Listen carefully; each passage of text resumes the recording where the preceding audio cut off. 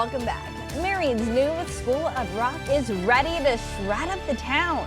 The grand opening took place today. Iowa's News Now photojournalist Morgan Ward takes us to the Rocking Studios, where students of all ages can let their creativity flow.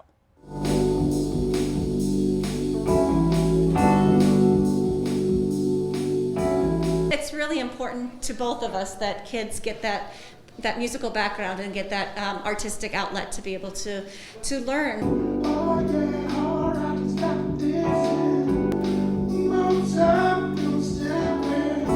It's really good to be good at something, to get into something, and a lot of people sometimes don't have that. You have to have something, so I think that's just hope you can do that for the community. One of my favorite things about teaching is that moment when they just find it. The biggest thing is we want them to develop a joy of music. This whole thing is about not just taking lessons for the sake of learning to play scales, but actually to be able to play songs, to be able to be in a band, and to be able to work with other students in that sort of a situation.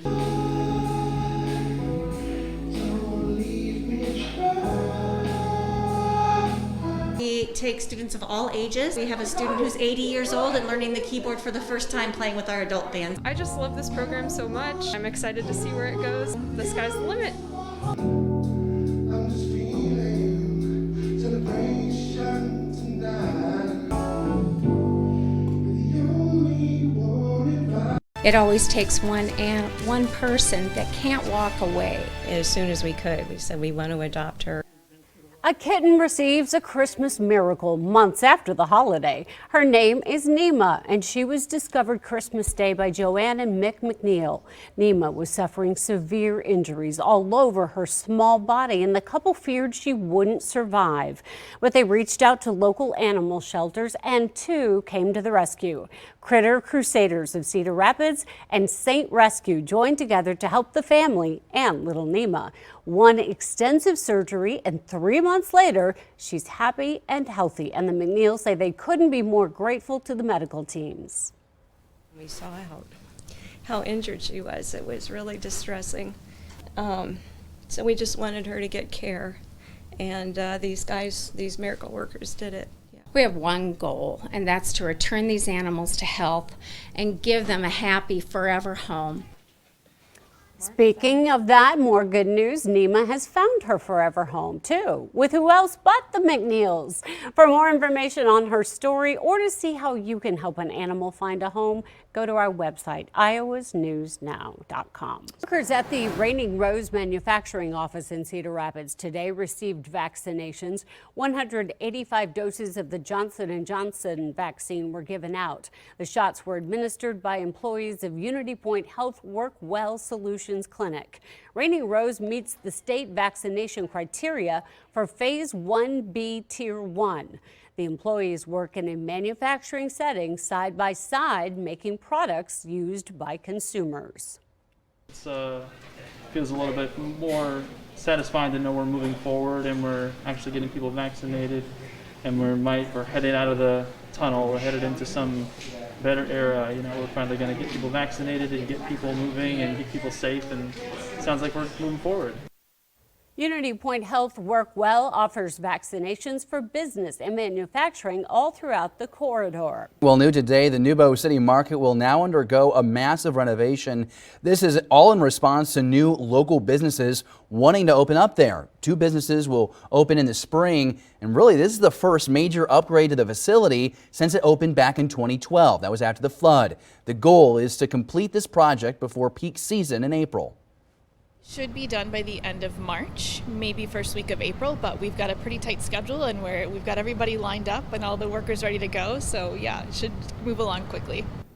A lot of excitement around this. Some of the new businesses include hand-dyed clothing and retail items for crafting and sewing. Socks when he was a baby. That's something like that too, right? A lot of hair. Yep, that's him. Tyona Allers is holding on to memories of her late son. It was his first year of tackle football. He was going to college at Kirkwood. Someone shot and killed Keyshawn Allers last July in southwest Cedar Rapids. Nearly 7 months have passed and still no answers. I don't really know the motive yet. Keyshawn's death marked a homicide record for the city in 2020. There's just so much gun violence It never used to happen in Cedar Rapids. 10 lives lost to gunfire.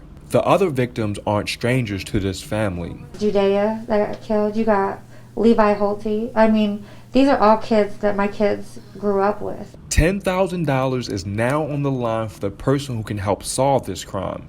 I need a little bit of closure. I always thought, like, whoever killed my son, I wanted death on them, you know, like, but I wouldn't want them to go through what I'm going through. It's hell. It's not fun. I'm supposed to die before my son. So now, this family continues to wait, holding on to each other tighter than ever before. Everywhere Keyshawn went, Aaliyah went. Since our brother died, my sisters are like the closest thing to me. That was her best friend. Karen, this is the pond where that body was found Monday night, but now all that remains of that massive police presence is some leftover caution tape. Now things are turning to finding out who this is. We, of course, don't know the identity of the body that was found, even an approximate age or sex. The body was found by fishermen Monday night who immediately reported it. We spoke to some people in town who didn't want to go on camera, but said a discovery like this is tough. It will mean answers, but also heartbreak for a family. Davenport police were called in to the investigation by the Clinton County Sheriff's Office, as there is an ongoing missing persons case in that city. Also knowing that we've been conducting an investigation for some 10 months on a missing young lady, so we're certainly interested in this discovery as well. We try our best to get the identification done as quickly and efficiently as possible. And so at this point, we're estimating, or at least hoping anyway, that'll be anywhere between a week to 2 weeks at best, because these things take time and we want to make sure that they are done correctly. Iowa's News Now also reached out to the Clinton County Sheriff's Office and Davenport Police. We'll keep you updated if we learn any new information. In DeWitt, Shannon Mowdy, Iowa's News Now. Iowa's News Now reporter Dion Broxton's outside what is now LaSalle Middle School on the northwest side. Dion, doesn't seem to matter where Sergeant Smith was. He left an impression everywhere he went. Mitch, we know that Sergeant Jim Smith grew up going to Catholic schools here on the west side of town before moving north for a career in law enforcement. Whether it be here or Buchanan and Fayette counties, he left a legacy. Flowers, small flags, and big ones at half-staff litter Iowa State Patrol's District 10 office, remembering Sergeant Jim Smith. The trooper lost his life in a shootout Friday night in Grundy Center. Now loved ones are left laying signs of love.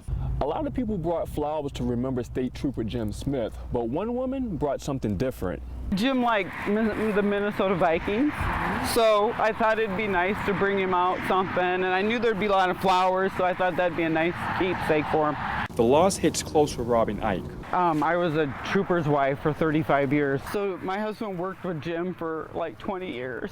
Now Ike is left with memories of the 27-year veteran. And David had just talked to him last week, and Jim would stop and see David and stuff like that. So he was a good guy, he really was. Like when Smith showed up to her husband's state trooper retirement party. But the thought is bittersweet now. Jim's not gonna get a retirement party. She, like many others in the Old-Wine and Independence communities, wish they could give him one last hug. I didn't mean to make you cry, I'm sorry. No, it's okay. I cry. Sergeant Smith's car was outside of District 10's headquarters in Old-Wine so people can keep leaving flowers and memorials ahead of Thursday's visitation and Friday's funeral. Both of those are in Independence. Live in Cedar Rapids, Dion Broxton, Iowa's News Now. Well, Christopher, if you are in this terminal, you must wear a mask. And actually, the Eastern Iowa Airport was the first airport in Iowa to require them earlier this year. Thanksgiving and spring break in March, those are our two busiest times. But this year, the Eastern Iowa Airport anticipates travel to be 50% lower than normal. You're seeing a lot of decreased travel in airports and on buses, trains, cruises, obviously. But that doesn't mean that people aren't traveling. People like the Durrance family. They flew in from Sebring, Florida to spend Thanksgiving with family here in the Hawkeye State. I felt like it was important. We've pushed off a lot of travel and a lot of time together, and we took the opportunity this time to do it. The decision to travel this year is very individualized. It's a very personal thing, and it's something that every American needs to take very seriously and consider the pros and cons of going out and traveling this holiday season. The Durrance family says they all tested negative before the trip and aren't seeing family members with any pre-existing conditions. We took into consideration that if it extends longer, does the risk outweigh the benefits? The airport says it's doing what they can to keep travelers safe from COVID. We have a dedicated maintenance crew that has always been, handled the maintenance and cleanliness of the airport, but we increased that so the high touch point areas get a little more attention. Employees have to do wellness checks before reporting to duty. Everyone has to check their temperature before and after their shift. If it's over the 100.4, you have to report it immediately. It's extra precautions like these that made the Durrance family comfortable to travel. Certainly everything's scary around, but certainly we did want to we felt like it was just important to see family. Although Cedar Rapids Airport isn't seeing much foot traffic, more than 1 million travelers passed through security checkpoints at U.S. airports on both Friday and Sunday, according to the TSA. Overall, AAA expects 2.5 million travelers over the Thanksgiving holiday nationwide. Live in Cedar Rapids, Emily Chavez, Iowa's News Now.